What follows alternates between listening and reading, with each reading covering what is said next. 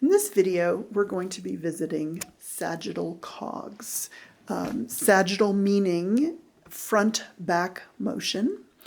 And we are going to cogs because we're going to be moving the pelvis, ribcage, and skull, first independent of each other and then in relationship to each other. So first I'm going to have Jessie just show you what we're working toward in the pelvis.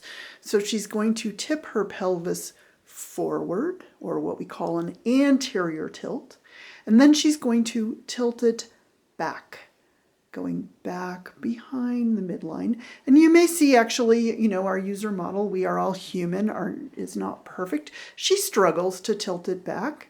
And maybe as we go through this video, we'll start to see more motion. Now, she's going to show you on the skeleton where that movement is actually occurring, because we believe that the more you can understand or visualize what's happening under the covers, the better you'll be able to translate that into a movement in your body. So here she has a pelvis and a femur. And what we want you to notice is that it's a ball, so point to the ball, and socket joint. So that movement that she's showing you is in fact the socket rotating around the ball. That's where that movement is occurring. So now we're going to do it in our bodies, and I'm going to give Jessie some cueing and you some cueing. In an ideal world, we would like that movement to be as passive as possible. So when you're centered upright, your pelvis is just balanced on that socket, or the socket is balanced on the ball. So the pelvis is balanced on your femurs. Now she's going to point to your hip bones. Jessie, what people typically call their hip bones, those knobby bones that stick out in the front. So I'm going to ask Jessie, now if you could just point on the back of your pelvis directly across from those knobby bones. Those are our landmarks. Don't get too technical. As long as you're in the vicinity, you'll be fine. What I'm going to ask Jessie to do is grab onto her clothing. We'll start in the front. And she's going to grab onto her clothing where those knobby bones are. And she's actually going to pull down on her clothing and therefore pulling the pelvis with it into an anterior tilt. And she's going to move her hands around to the back, grab onto her clothing directly across from those knobby bits, and pull, pull, pull. And she's pulling on her clothing, and that's what's moving the pelvis. And just keep doing that, going back and forth for a while. So she's literally pulling on her pants, and that's what's moving the pelvis, allowing the muscles to be practically passive.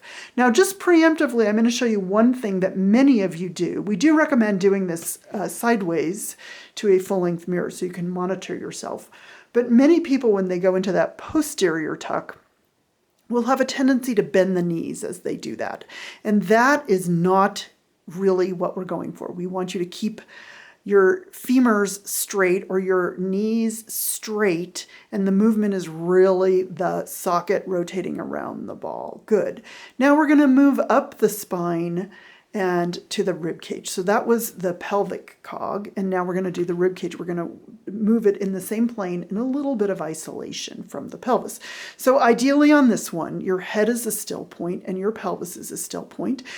Jessie, point to the bottom of your breastbone. That's the landmark we're going to use on this one. Now, I know this is hard for many of you who have cued yourselves to stand up straight for many years, but I'm giving you permission to slump. So without moving the pelvis, without moving the skull, you're going to bring that point, the bottom of your breastbone, down toward your pubic bone by kind of slumping. Just let go, slump. Yes.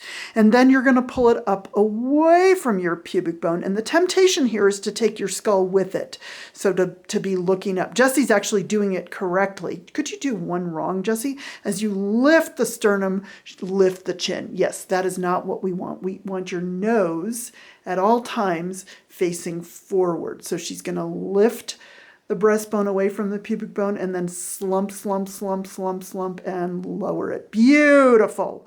Now we're going to move on to the skull, the third cog, and this time the rib cage and the pelvis are the still points. And I'm going to actually ask Jessie to put her right finger in her right ear. And this is to remind her that this is her axis of rotation. She's just going to lower and lift her chin, staying on that axis. Jessie, if you could actually do one wrong, so the finger doesn't get to move. So that's where she's moving excessively. Now, the finger does not get to move in space, and the skull is going to rotate around it, even if it's a smaller motion. Beautiful. Now we're going to put all three cogs together. So arms alongside your body. And on this one, the skull is going to be the still point, and everything's organizing around a still skull. And that's because we are simulating gait or walking, and you don't walk down the street nodding your head up and down. Everything organizes around a still skull. We're going to use the arms to drive the motion. So at the shoulder joint, she's going to start rotating her arms out, out, out. And as she keeps going, her shoulder blades will squeeze together, and the chest will naturally travel forward, and the pelvis will naturally tilt forward, coming into a nice big back bend. She loves doing that. Initiating with the shoulders, she's going to rotate in. The shoulder blades come apart, and the spine will naturally follow into a rounding. Go ahead and slump for me, Jessie. Slump, slump, slump, slump, slump. Beautiful. And the pelvis rotates into a posterior tilt, and initiating at the shoulders, rotate out, out, out, out, out. Shoulder blades squeeze together. Chest travels forward and through. Pelvis anteriorly tilts, initiating at the shoulders, rotate in, shoulder blades come apart. Slump, round the spine forward. Skull is always still. Nose does not lift or lower. It stays facing straight forward. It actually helps if you gaze straight forward. Beautiful. One last one. Go ahead and slump for me. Bring your pubic bone and bottom of your breastbone closer toward each other. Beautiful.